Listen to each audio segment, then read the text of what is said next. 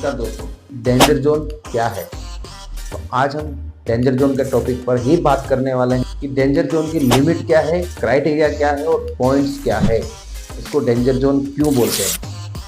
दोस्तों, कोई भी फूड को एक लिमिट टेम्परेचर के अंदर स्टोर करना होता है। अगर ऐसा नहीं करते हैं तो वो फूड एक हैजार्ड बन जाता है। इसीलिए जो एक टेम्परेचर है जो एज ए FSSAI इसके अंदर में दिया गया है कि आपको इतने ही टेम्परेचर के ऊपर आपको ये फूड रखना है, नहीं तो वो एक डेंजर जोन में आ जाएगा आपका फूड। तो दोस्तों यही था, इसीलिए इसको डेंजर जोन बोलते हैं। यदि कोई भी फूड हम आउट ऑफ टेम्परेचर रखेंगे तो वो क्या हो जाएगा, एक हैजार्ड। अभी इसके अंदर कैटेगरीज में बात करते हैं, ठीक है। देखो, डेंजर जोन हर जगह आ जाता है। चाहे आप ड्राई फ्रूट ले लो, ड्राई फूड यानी कि जो नॉर्मल फूड जो बिना चिलर या ऐसे नॉर्मल तापमान में हम रख सकते हैं, उसको ले लो, या चिलर वाला ले लो आइटम, कोई भी चिल्ड फूड ले लो, या फ्रोजन फूड ले लो, या कोई भी हॉट फूड ले लो। उसका टेम्परेचर क्राइटेरिया जो है वो लिमिट सेक्शन तक दिया गया है, उसी सेक्शन में आपको उसको रखना है। मैं एग्जांपल आपके बताता हूँ कि जो चिलर प्रोडक्ट है, डेयरी प्रोडक्ट।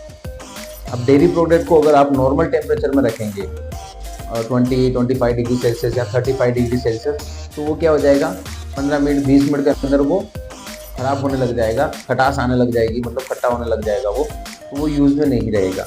और फिर वो क्या होगा, एक हैजार्ड बन जाएगा, हमारे अंदर जाएगा तो वो पॉइजन क्रिएट करेगा, जिससे हमें उल्टी भी हो सकती है, एलर्जी हो सकती है कि नहीं। तो ये एक हो जाता है हैजार्ड, जिसको हमें एक टाइम लिमिट के अंदर उसको उसी टेम्परेचर में रखना है जिसको उसकी नीड है।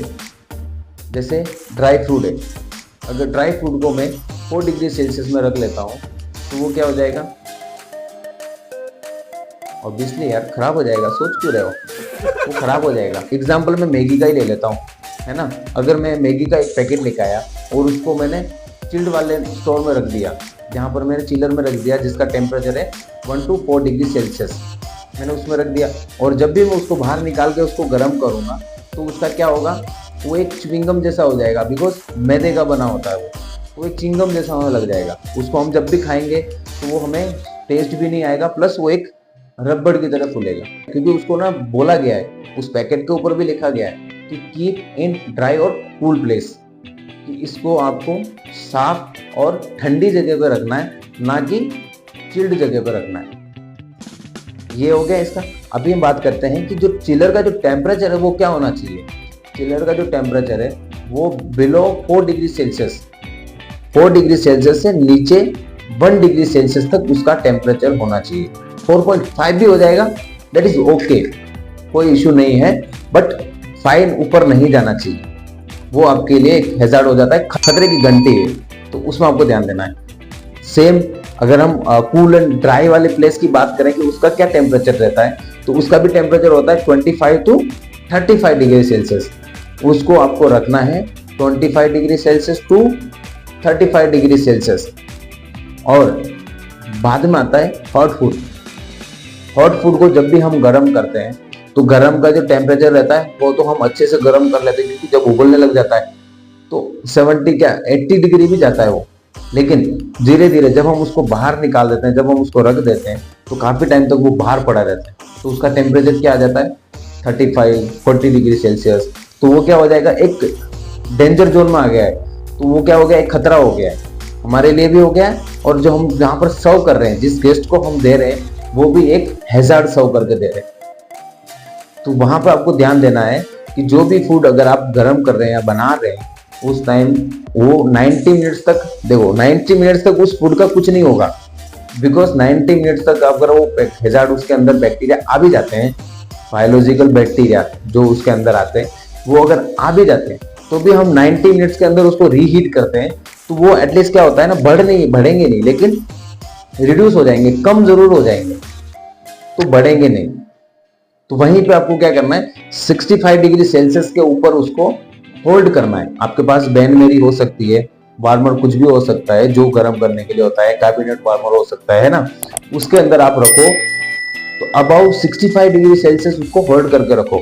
ताकि आप 2 घंटे नहीं 3 घंटे भी उसकी सेल्फ लाइफ एक्सटेंड करते हो तो भी वो खराब नहीं होगा, वो डेंजर जोन में नहीं आएगा। ठीक है, तो दोस्तों डेंजर जोन के अंदर हमने ये जान लिया कि जो फूड की कैटेगरीज क्या है और क्राइटेरिया क्या है। अब हम जानेंगे फ्रोजन फूड का क्राइटेरिया क्या है, फ्रोजन फूड को हमें माइनस में ही क्यों रखना चाहिए, इसका क्या रीजन है। दोस्तों इसका रीजन एक ही है, या तो वो प्रोडक्ट मेल्ट हो जाएगा या फिर उसकी जो सेल्फ लाइफ है वो 2 दिन की जगह 1 दिन हो जाएगी। एक छोटा सा एग्जांपल बताता हूं आपको। जैसे ये मेरी बॉडी है, मैंने इसको एक आइस कैबिनेट में रख दिया, मेरा एक आइस ने उसको फ्रोजन करके रख दिया, तो वो क्या होगा, मैं उसको 1 महीना नहीं 2 महीना भी रखूंगा तो भी वो स्मेल नहीं करेगी। लेकिन थोड़ा सा भी मुझे इसमें पानी लगा, थोड़ा सा भी मेरा अगर जो टेम्परेचर है वो रिड्यूस हुआ तो क्या होगा, स्मेल आने लग जाएगी और मेरी जो बॉडी है वो क्या होने लग जाएगी, स्पॉइल होने लगेगी, सड़ने लगेगी। तो वही फूड के साथ भी होता है, जो भी फूड अगर हम फ्रिज के अंदर रख रहे हैं, अगर हमने उसका टेम्परेचर उस के अकॉर्डिंग नहीं रखा है, और उसका टेम्परेचर क्या अकॉर्डिंग होता है, किसी भी फूड का अगर हमें फ्रोजन करना है तो -18 डिग्री से ऊपर रखना है।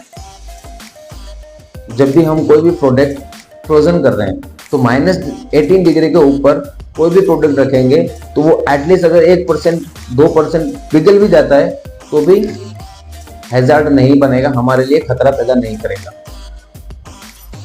ठीक है दोस्तों, तो ये रहा पूरा हैजार्ड का कैटेगरी जो मैंने आपको यहाँ पे साइड में दिखाया है। यहाँ पे आप पूरा कैटेगरीज देख सकते हैं कि जो लाल है वो डेंजर जोन है, जो येलो और ग्रीन है वो एक सेफ जोन है, और कौन सा फूड हमें किस कैटेगरी में रखना चाहिए। थैंक यू सो मच दोस्तों, आप हमारे चैनल पर नए हैं तो चैनल को सब्सक्राइब कर दीजिए और बेल आइकन को क्लिक कर दीजिए, ताकि हर एक ऐसी ही वीडियो, जोश वाली वीडियो और कुछ नए टॉपिक वाली वीडियो आपको सबसे पहले मिले। थैंक यू सो मच, मिलते हैं नेक्स्ट वीडियो में। जय हिंद।